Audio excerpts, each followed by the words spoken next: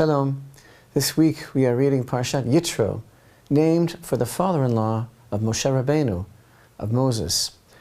Yitro, the formerly idolatrous priest of Midian who embraced the God of Israel. The whole of Parshat Yitro really only includes two features. We begin with the advice of Yitro to Moshe for the proper institutionalization and administration of an exemplary system of justice, the basis of our society. And the rest of the Torah portion is taken up entirely with Matan Torah, literally the giving of the Torah, the most transcendent, powerful, and transformative event ever experienced by man.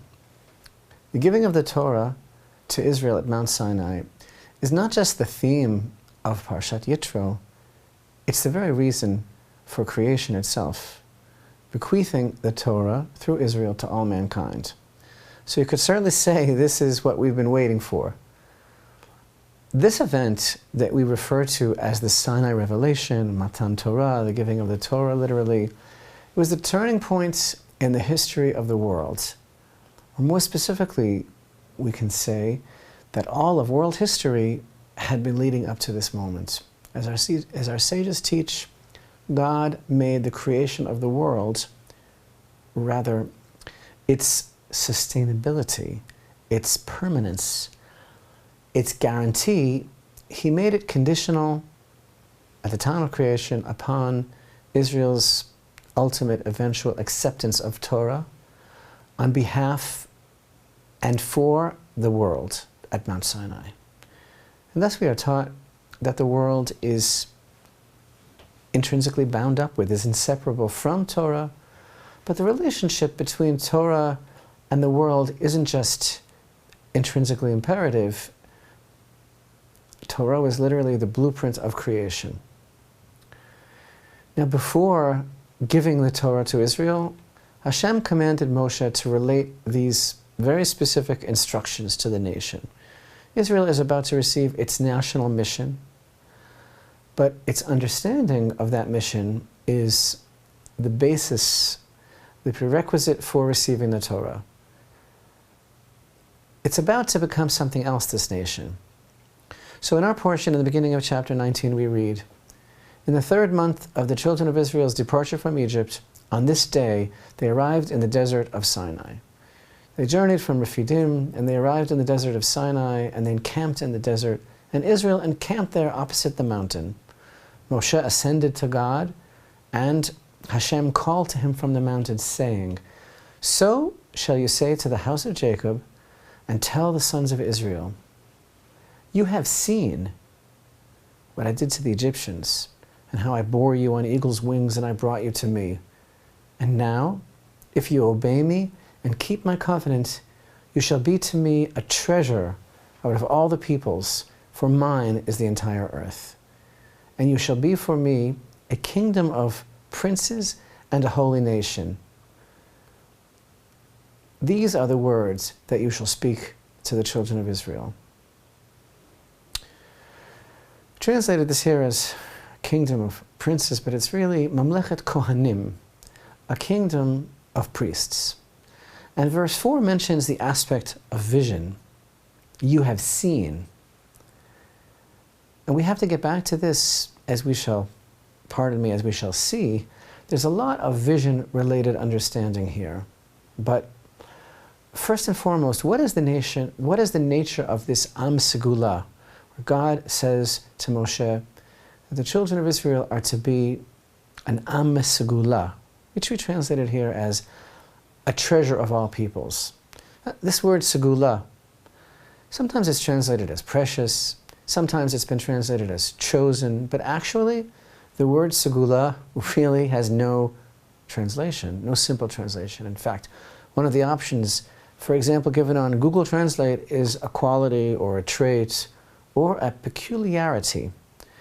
Perhaps we can define this word Segula as a singularity. Singularity meaning the state, the fact, the quality or condition of being singular, synonyms being uniqueness or distinctiveness.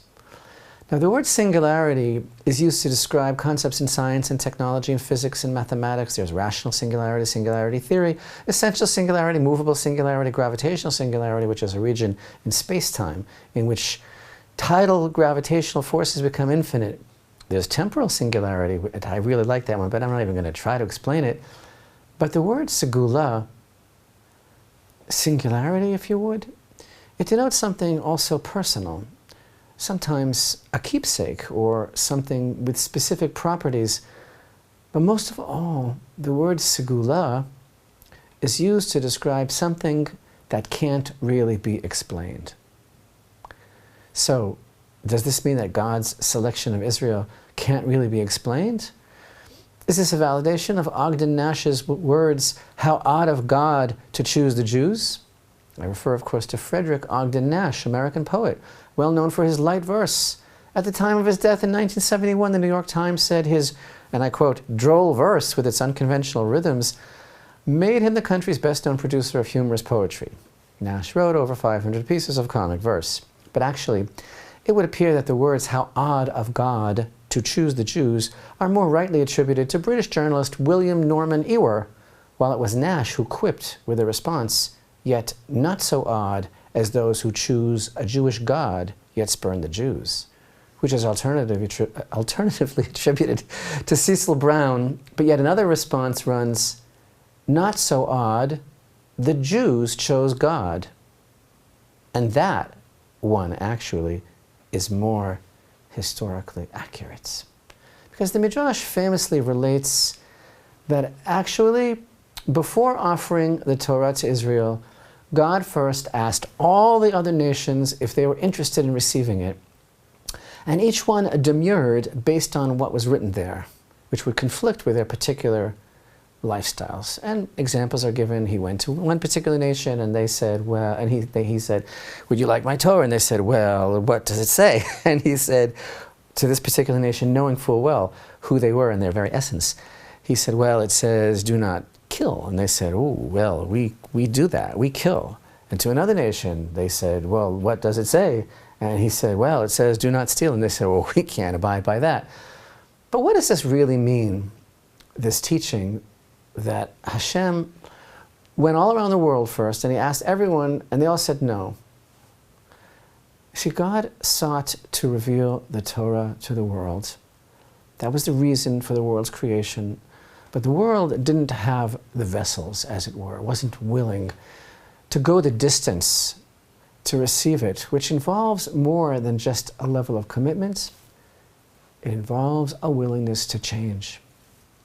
But Israel, because of this thing that Israel has, this singularity, this willingness to receive, as they state here, later actually in 24:4, we'll see that Israel states, "Everything that Hashem has commanded, we will do." And that means before they even understood everything they would be held responsible for, they were willing to accept it. And so when Israel received the Torah, they made this tikkun, this spiritual rectification for the whole world. You know, many, many times in the Torah we find the expression that it says, "Vayedaber Hashem el Moshe lemor." And Hashem spoke to Moshe, saying. This is a very popular conjecture and question that many of the commentaries discuss. Many expressions that it says Hashem spoke, saying, to say. And of course, it would seem redundant, but we know that every word in the Torah is very, very specific and precious. Torah is very economical with words. So why does it always have to say, "Vayedaber Hashem"? Hashem spoke, lemor, saying. You just said he spoke. And one of the explanations, the idea is, yes, the Torah was given to Israel, that it should be said over to others, to everyone, to give to each nation as much as that nation is willing to keep according to their will. I mean, for example, two extremes. Amalek drew completely away, completely back, and Yitro drew very, very close. Receiving of the Torah was the tikkun, the refinement of all creation. It was given to Israel, but it's the fixing of the world. So for example, in the Song of Songs, chapter 7 and verse 1, Israel is called Shulamit. The nations of the world say, Shuvi, Shuvi Hashulamit, Shuvi v'nechezevach. Turn, turn, you Shulamit, turn and let us see you. Or allegorically can be translated as the nations chiding Israel, saying, turn away from God, you whose faith in God is perfect. Shulamit really means peacemaker. And the Song of Songs is allegorically referring to the aspect of Israel's mission to make peace between God and His world. Through Israel shining the light of Torah into the world, everyone is drawn back to the root of all things. That's the plan. The beauty of why this parsha, though, is called after Yitro, who had been the chief idolater of the world. Yitro had the wisdom and the strength to nullify his own ego and to say, I've made a terrible choice of career my entire life, and to accept Hashem. So the parsha is called after him because really the Torah is for everyone. But this segula thing, this you'll be to me an am segula, a treasure, a singular nation. This is a description of Israel's inner essence. And I'm not talking about an individual level. I'm not talking about this particular Jew. I'm talking about an aspect of the collective soul of the nation of Israel. It's a reflection of this eternal national covenant between God and Israel. Because God has a plan for the whole world, which is the sum goal of human history. The universal fulfillment, the blessing for all mankind that will come about through Israel's having received the Torah and living it. Because Israel's national life, according to Torah, is designed to teach the whole world how it's possible to live entirely focused on God. And everyone in the nation of Israel, in every sphere of life, is exuding this light, whether they know or not that this is what they were designed to do.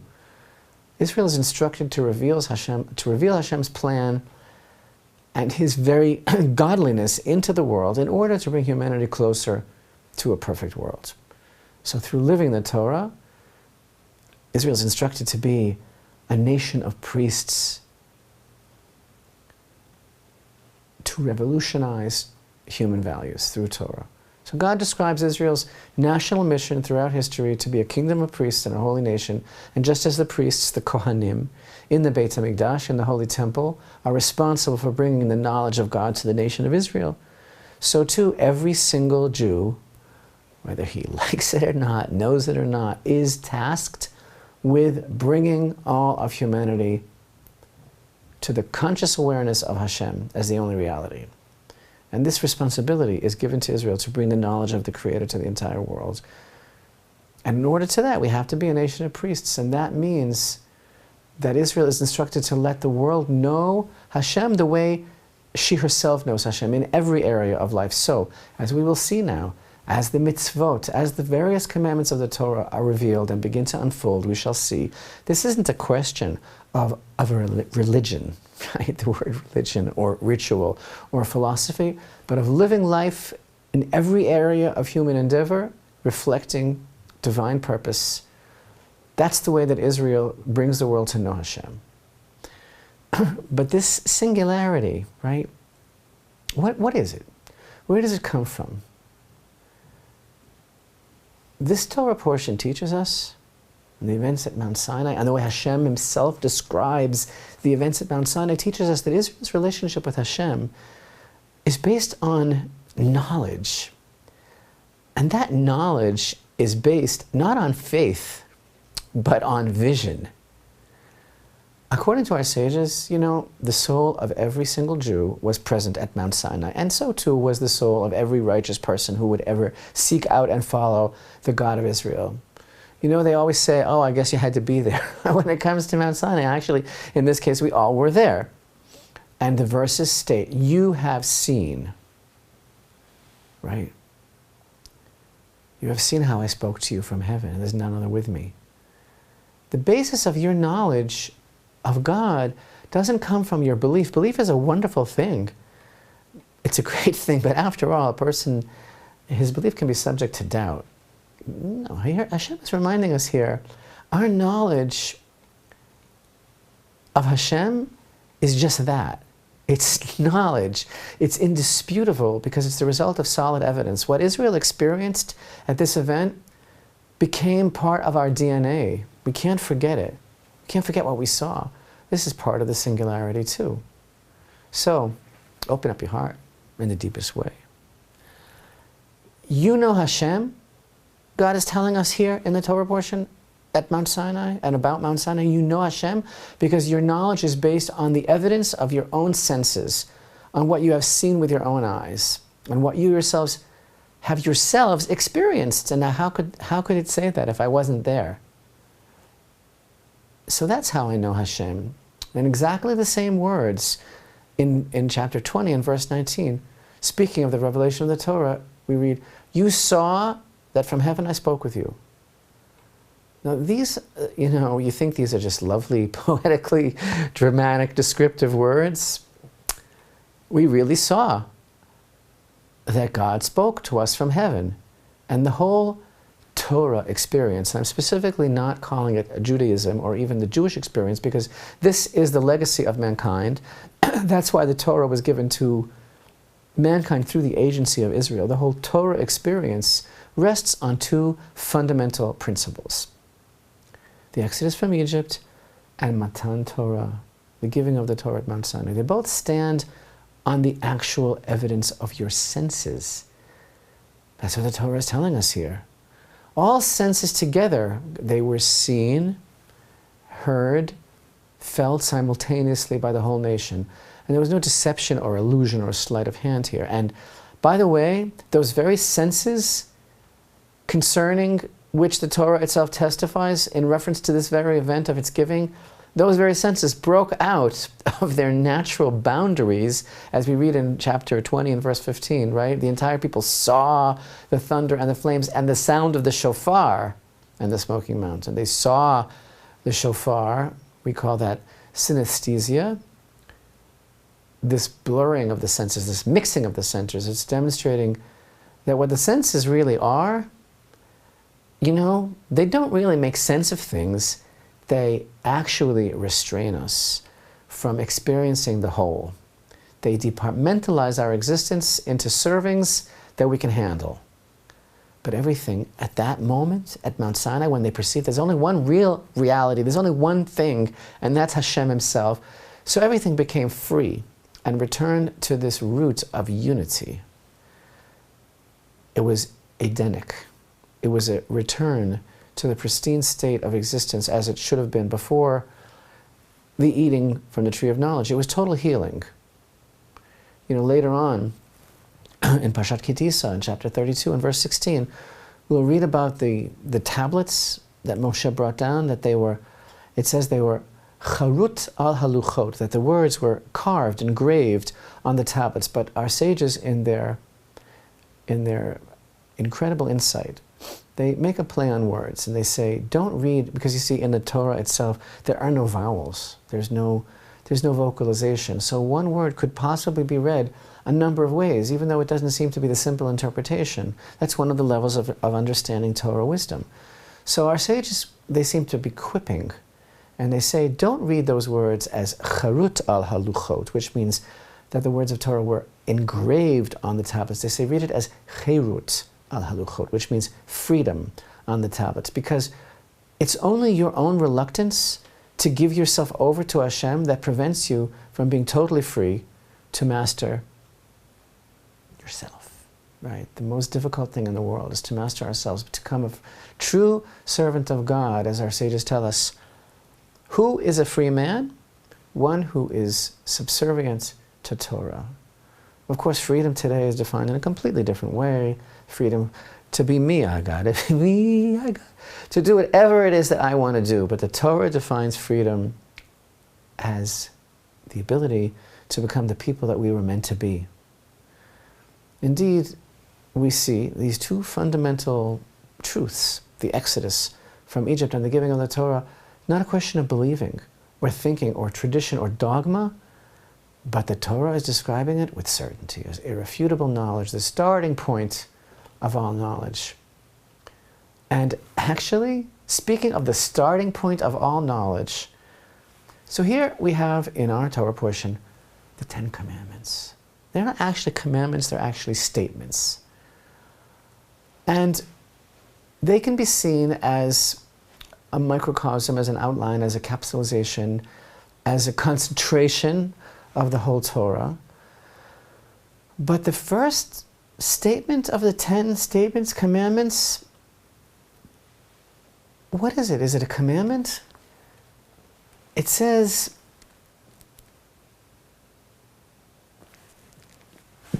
right here, in